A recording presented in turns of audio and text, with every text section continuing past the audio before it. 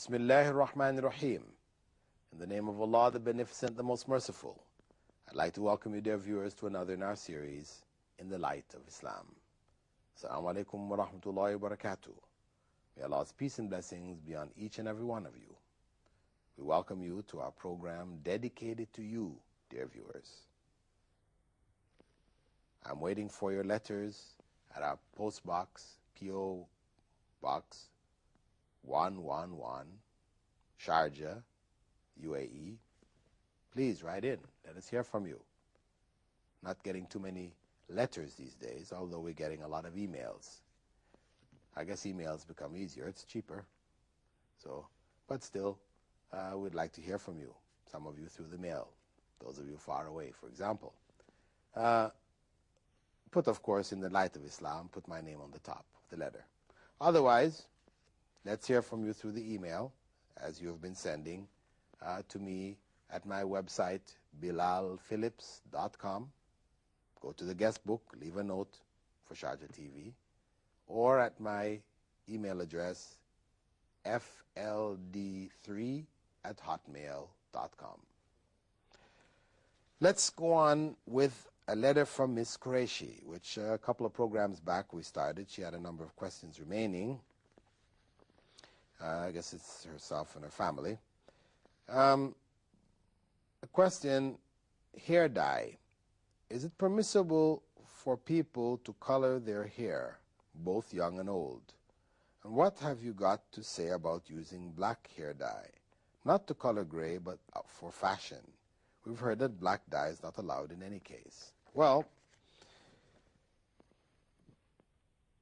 hair dye, Prophet Muhammad ﷺ had recommended that the hair be dyed when it becomes gray. This was the recommendation of the Prophet Muhammad ﷺ. He said, dye your hair. So this is the circumstance, covering the gray, giving a youthful look to the Muslim Ummah. But this practice now of changing one's hair color, this week I'm blonde, next week I'm a redhead, the week after I'm a brunette, the week after that I've got black hair, this is a Western concept, a Western practice where people are radically changing their looks. You change your hair color to match your dress.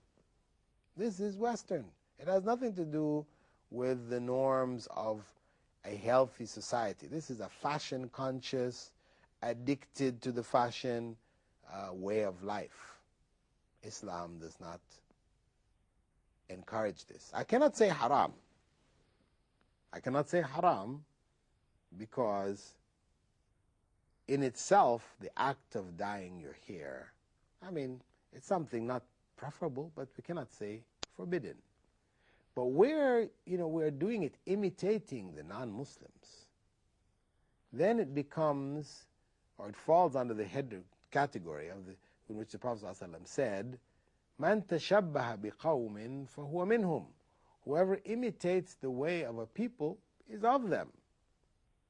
So we have to beware that we don't become so influenced by Western culture that our whole values have changed. We're trying to be this and trying to be that and trying to look like this and trying to look like that.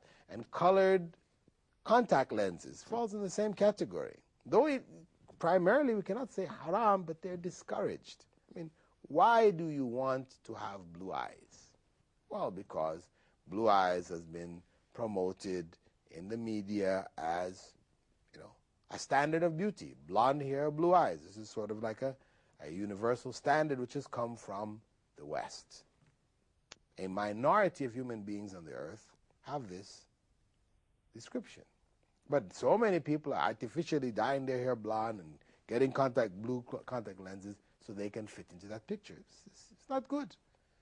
This is something harmful. People are spending and wasting money, trying to follow these fashions. So we should not allow our children to do this. Stop them from it.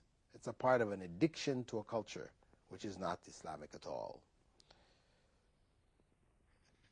As to the use of black dye, Prophet Muhammad ﷺ did say, do not dye your hair with black. He said that in relation to a particular individual who had died, and they were preparing him for burial. He told them his hair was white. He said, dies here, but not with black. So on that basis, we accept the instruction of the Prophet ﷺ, and we don't dye our hair using black. The next question from Ms. Qureshi, drawing, painting human beings, animals, flowers, and plants, is it allowed? Well, the drawing and painting of human beings and animals is not allowed. Birds, not allowed. Fishes, not allowed. Plants, trees, mountains, the clouds, the sun, the moon, buildings, cars, the water, all of that is allowed. Ships at sea, all of that is allowed. But the painting or drawing of animals and human beings are forbidden, not just by Islam. It's not Islam just in the final form which introduced this. This has been prohibited thousands and thousands of years ago by the prophets of God.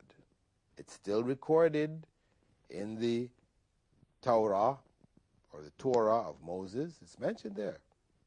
You should not make any graven image, an image painted, carved, drawn, etc., of any living being outside of the animal, the trees, etc. Any living being that is in the air, in the sky, in the water, or on the land. Forbidden. Why? Because this is the door to idolatry. When we look at all the idols that people are worshiping, what are the idols of? They're idols of animals or human beings. That's the most common idols that people worship. Not to say that maybe people somewhere, sometime, don't worship something else, but for the most part, the vast majority of people worship idols in the form of human beings or animals. So this door was closed. And the Prophet Muhammad ﷺ mentioned that from the time of Adam, when Adam was created, and he was not only the first man, but he was also the first prophet, he was given revelation. The religion he had was Islam, and he taught his offspring Islam, and they continued to practice it all the way down to the time of Prophet Noah. In his time, there were 5 righteous people who, when they died, Satan came to the masses of people and suggested to them that they make images of these righteous people, paintings, carvings, drawings of them, and they placed them in the places where they used to sit, where they used to frequent, at their graves, so that when people would go to the graveyard or wherever they used to sit, etc., and they would see these images, it would remind them of these righteous people, and they would be encouraged to do good deeds. The people liked the idea, it sounded good, so they did it. And that first generation went, and that's what they did. Whenever they saw the picture of such a white person, a good person, righteous person, they would continue to do good, and it would encourage them to do good. However, generations later, Satan came back to the people who by now had forgotten what the original intention of those who first made these idols were, or these images were, and he came to them and suggested to them, the later generation, that really your ancestors, your grandparents, etc., they were worshiping these images. And it was due to their sincere worship of the images that rain came in abundance, the fields yielded great yields, and the people began to worship them. This is how idolatry crept in to the world. And Prophet Noah was sent to call people back to the worship of the one true God without any images and representations of that God. So because of that, Islam has prohibited the use of images in whatever form. However, there's an exception made for children. young children are allowed to have images. They learn better by it. Dolls, pictures, these kind of things are permitted for children. Once they grow up, then we no longer keep these things. We remove them from our homes. So you don't want to be a 25-year-old woman and you still have the dolls that you had when you were a kid. No, get rid of them. Don't save them for sentimental value. No, they now become idols. Get rid of them. As a baby, as a child, you played with them. Now your time is over. You no longer play with them. Get rid of them. So that's the general ruling concerning them. The next question, what do you have to say in the light of the Sunnah and the Quran about working women, especially those who don't need to work? Well, in general, we would say that the general or the norm for the Muslim society is that the man works. He goes out, he earns a living, and he provides for the woman. The woman stays home, she looks after the home, she looks after the children. That's the normal setup of the family structure and the workplace. That's the norm. Now, if a woman goes out to work along with her husband, then the children are now put in a creche or a nursery or whatever. Other people will be raising that child. That woman, when she goes out to work, she's making more money, makes life a little more comfortable for them. But what is happening to that child? That child is being denied in those early years the intimate comfort and love of the mother. Because no matter how well-trained the people of the nursery may be, you know, they've been Western trained or whatever, they've had all this kind of training, the fact is they're not mothers. They're not the mother of those children. And they will not treat the children the same as their own mother. And they're human beings. How many cases we hear of where child care workers, people in nurseries, etc., have abused children? A woman is put with 10 kids, babies. At first, maybe she has a big heart. She goes in, she's taking care of them. She changes these diapers and, you know, she's doing this, looking out, feeding this one and so on, so taking care of everybody. But after a while, she gets worn down. This one is screaming, and that one is screaming. She's starting to say, why does it stop screaming? Why does this one say? Next thing you know, she's taking the pillow, put it over the head of the kid, and the kid dies. Or she takes up another kid, starts shaking the kid, stop screaming, until the kid, you know, the flopping of the head back and forth causes them to have brain seizures, and they die. How many cases? Many, many cases of this happening. So, mothers, your first responsibility is to your children. You should stay home and look after those children. Now, if there's something you can do from home, because maybe there's some jobs that can be done from home, then, and you have the spare time, then no harm, as long as the family doesn't suffer. And if you have no need to go out to work, now what motivates you to go out and work? The woman says, well, I don't feel fulfilled. This is the Western concept, that a woman is not fulfilled, she is not, you know, fulfilling her potential unless she's out in the workplace. She's out there being a secretary, you know, driving a cab, you know, whatever, a bus conductor. She, you know, this makes her feel worthwhile. But staying in the home, this is like, you know, backwards. Hey, staying in the home is far more important. It's a much bigger job. And it's the primary job. I should also add here that when women go out in the workforce and they start to compete with men for the same jobs, what happens to those men who lose out?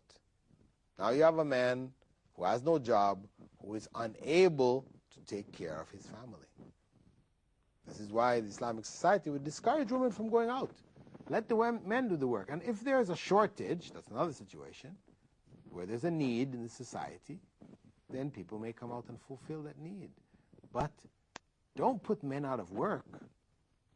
Don't make men unemployed who need to work to look after a family. No, Islam doesn't encourage this. However, there are certain jobs that women are encouraged to take, to learn. The jobs which relate to education, teaching, for teaching girls in school, teaching young girls, young women, the teaching profession. This is a profession very important. So we have female teachers to teach our women and the girls. We also have certain professions which are also vital professions, like medicine. We should have female gynecologists. We should have female dentists, and other professions which women need to deal with. We should have female bankers, of course in Islamic banks, where the females can deal with females when they have to deal in the bank. Wherever we can provide female people working, for example, in stores where they're selling lingerie, selling women's private clothes.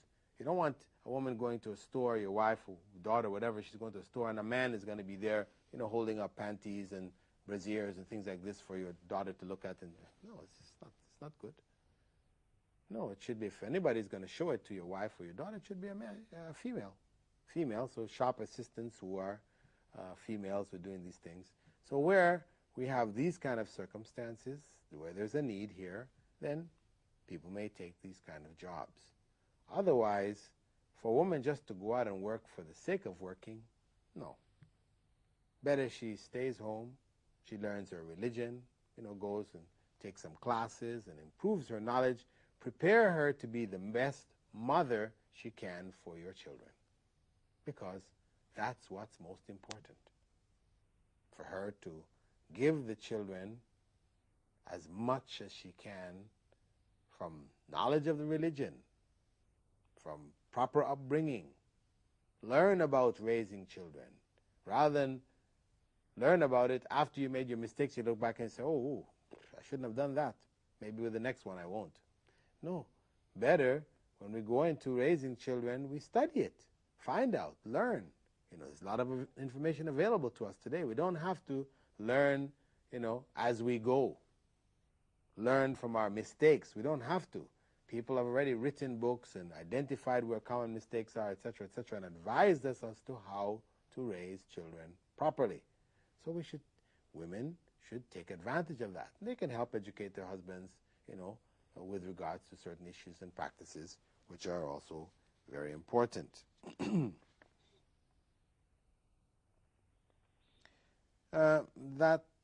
She has the last question, really, Ms. Qureshi's last question is, as for careers for women, how does a career in the field of human resources stand? Well, it depends on what that career has to do. If she has to be interviewing men all the time, men are coming in for this job and the other job, and she has to interview them and be constantly dealing with men, we say no. This is not a good field. If she's interviewing women for women's positions, then it's okay, fine, good, well. So the circumstance of her job will determine whether the job, in other words, the job description will determine whether that job is acceptable for a Muslim woman or it's not. With that, dear viewers, I'd like to thank you for being with us in this segment of our program. And we hope to hear from you through your letters or emails or whatever, calls, etc. We'd like to hear from you, and so that we can share your questions with the viewers and also to answer the questions for you yourselves. With that, I bid you farewell. Assalamu alaikum wa rahmatullahi wa barakatuh.